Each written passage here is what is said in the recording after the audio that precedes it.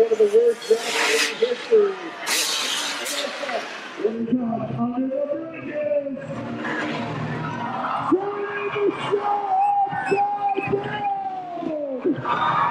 Getting thrown at the no-handed grip. And Mooney coming through with his goal. They're going to tighten it up. They call it the train. Wheel to wheel, off the wheel. They're good. And Justin Miller. Sacramento off the left.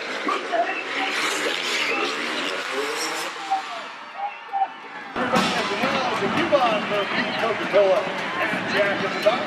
You can also pick up your official TNT Trucker hat. On sale, brand new this year. They're only $10 while supplies last. Now let's all put your hands together for Jesse Joseph.